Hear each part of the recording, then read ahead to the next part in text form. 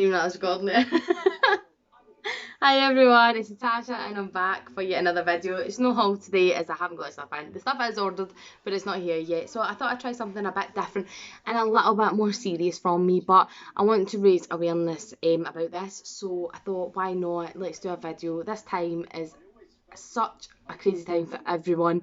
And for some it's more difficult than others, but to be honest, we're all going through it and we all need to stay strong and stay together to get by the rut as such and be positive. I know it's easier said than done, I know. I keep thinking someone's at the door, but they're not. So yeah, I wanted to do a video on mental health. So I got diagnosed with mental health last year. Yeah, it was just after my daughter had been born because they put it down to postnatal depression. But we've recently kind of found out that it was more than postnatal depression. We think that I've actually had it since like my first daughter was born. I was very unwell after my first daughter was born, and it kind of affected me being a parent like for the first time as such. I felt as if I'd missed out a lot on my oldest daughter's kind of few weeks as such, slash few months. I couldn't hold her due to not being too well, and I think that kind of affected my head more than what I had ever imagined or ever had put down that it had affected my head. But I'd got diagnosed last year. I'm just going to be honest with you. To be honest, I had like a breakdown. To be honest, there's no easy way to put it. To be honest, I had a breakdown. Everything just got far too much for me, and my head just exploded, to be honest, and it just got all too much. So that was the moment I realised that it wasn't just affecting me, it was affecting my family round about me. So I decided to do something about that, and I contacted my health nurse, which is obviously when you become a parent and stuff. So I contacted her and I'd said I'm really struggling here, I think I might have depression.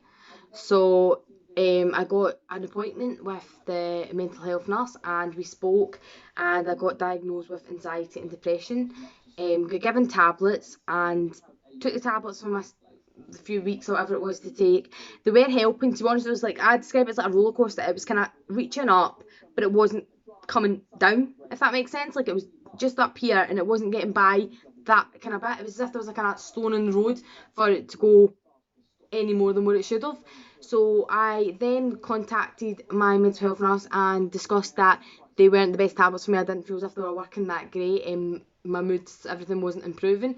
So I then get put on a higher dose, and she told me she would phone me a few weeks after to see how I got on. So went with the next dose, and I didn't get a phone call. Again, they weren't working. I kind of was starting to lose a bit of kind of hope with these tablets. I was thinking, right, these aren't for me. Like, that's me tried 2 loads now, and they haven't done anything for me. So I done what you really shouldn't do, and I would not recommend to anyone because it's not recommended. But I went cold turkey and came off them myself. I just completely came off them. I'm not saying it's the mental health's kind of fault and stuff, but the likes of, there isn't enough support right now as it is. Like, there isn't enough support as it is, never mind during this pandemic. Like, during COVID-19, the support hasn't been great, and I just felt as if I'd been given tablets and kind of get told, on you go, try them. And I didn't know side effects, I didn't know what was meant to be normal feeling, what wasn't meant to be normal kind of feeling. And obviously I was scared as well. I'd never really opened up to someone like this. I'd never completely put my hands up and says, right, I have a mental health issue. Like, do you know what I mean? It took a lot for me to say that. Like, I could not say out loud that I had depression for so long. Like, for so long, I could not even the thought of it was like, no, I can't, because I would just burst into tears because I felt as if I was being a failure, and I felt as if I was just opening up. Like, I normally keep all my stuff inside, which is probably one of the reasons why I ended up getting it, because I'd never ever discussed like problems that I was going through. I just kind of worked it out in here myself, I put it to the back, and then obviously that's the time when it's all came forward. So I went cold turkey on the tablets, which obviously again I don't recommend. It's not recommended at all, so please don't do it. Lucky enough for me, I didn't have any horrible side effects and everything. I was absolutely fine. Obviously still had the mental health issue though. Tried my best to just move past it and try, get there by myself. And then I could feel myself going back rather than forward. So I then contacted my mental health nurse and said that I've come off the tablets, they didn't work. Is there anything else you can put me on? So she had said it's like beta blockers. Really, I think they're made for high blood pressure, but they work good with anxiety and depression. So I got put on them. I was on them for a few weeks, and they didn't work. They didn't work at all. Nothing was really changing. Nothing was changing with me. They just didn't work at all. Didn't feel any wee changes. Didn't feel any happier. They just didn't work. So again, I came off them, and now currently, it's been over a year now since I've like officially had it as such. But we do think now that I've had it before then. But officially, since being diagnosed, it's been over a year, and this is me now just trying to do it like myself without any medication as such. Like, I've got support from family. Like, Xander's honestly been amazing. Like, really has been amazing support. Like, every day we'll have wee chats if anything's bothering me, just to have it out there, out in the open, even if it's just something that I think's plain and stupid. It's out there. I'm not keeping it in my head.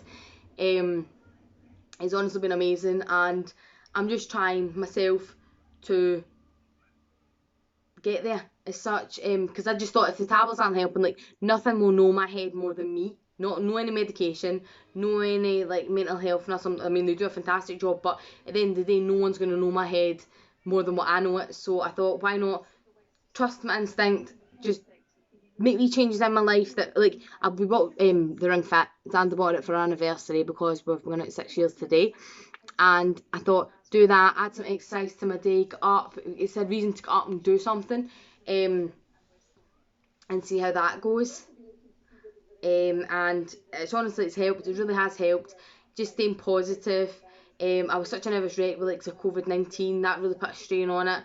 Then absolutely terrified in case my daughters had got it, or ever got it. It's just me. I worry all the time, and this was just a thing that you can't control. You know, like when they're sick or they've got the cold, you give them some medicine, you give them a hot water bottle. Whereas it just terrified me, the fact that I had no control over this, like, COVID-19. So I was ill with that, the worry of that. I was getting nosebleeds all throughout lockdown, feeling faint, sore heads. It just wasn't great. But now I've then sat back and I've realised that I'm not in control of COVID-19. COVID-19 isn't going to change because of me. So if I take the tablets, I'm changing myself maybe, but I'm not changing my surroundings. So I just need to think of it in that way, that COVID-19 is still here, but I need to deal with it in a different way than what my head wants me to deal with it. And that you have two choices, whether trust your head or go with your instinct, and that's exactly what I'm trying to do now, is go with my instinct. Now, I'm not sitting here saying that I'm absolutely perfect now, because I would be honestly lying to you. There are days that is a big struggle. There's days where I honestly feel as if, like that, really. That's the only way I can really describe it. But at the end of the day, I then look at my daughters, I look at our house, and I just think, you know what, I should be proud. Like, I should be proud of what I've done, what I've accomplished and stuff. And my mental health, like, was trying to say, like, it was making me basically my biggest critique. Like, I was stressing how I looked, so I was stressing, like, no birthmarks, like stretch marks, sorry. I was stressing about, like, stretch marks, just silly things that you think, you know, like, I've gave birth to 2 children, like, that's natural, that's going to be the case. And it just tried to make myself hate me. It's just so strange. It's hard to explain. Like, I do find it tough to explain. It's hard to say that your head's fighting with yourself. It is hard to say that, because that's exactly what it's doing, but it's hard to explain that in many ways. But honestly, I just think, trust in yourself. No one knows you better than you know yourself, and that is just exactly what you've got to do. And stick by and be positive. Yes, this is a difficult time, but that difficult time is going to pass. And yes, it can be lonely, but try and just get on Zoom, whatever, FaceTime, send letters even, and try and contact one another. It'll pass, and we will be more stronger than ever, because look what we've done. Put a Christmas tree up like I have, enjoy some Christmas sparkle, and honestly, it'll improve your mood. But yeah, no, if you've got any experience you don't mind sharing, like, let me know, like, how your experience was. I know not everyone shares it. I've really never put in public. This is the first kind of public thing I've put up about it. It's one of the things I've hidden, you know, my full life. Like, I've shared, like, going out for dinner, going out for dinner, having my children, engagements, going places, taking pictures of things, and that was the only thing that I have kept back and that I've not shared with anyone.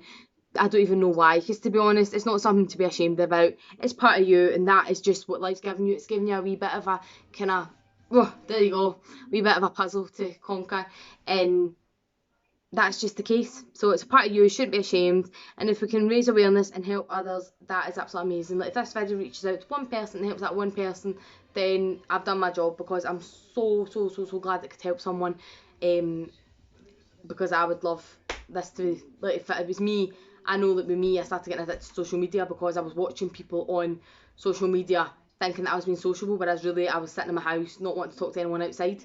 So it gets really unhealthy. So if I can just, like, even just one wee walk, 10-minute walk, that would help. Even go out and get some sweets or something, and that gets you out, watch a movie, have some self-care, take care of yourself throughout this time, and I promise it will improve one way or another. Yes, you'll have bad days, but learn to cope with the bad days. So that's what it's all about. The mental health necessarily isn't going away. It's just learn to cope with it better than maybe what you have been. And that's exactly the road I'm going through right now.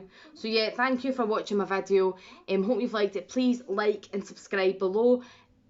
Yeah, please like and subscribe. That's us. And comment if you have any experiences. What's your experiences? It'd be great to know. If you don't want to share it, that's totally understandable. I understand that 100%.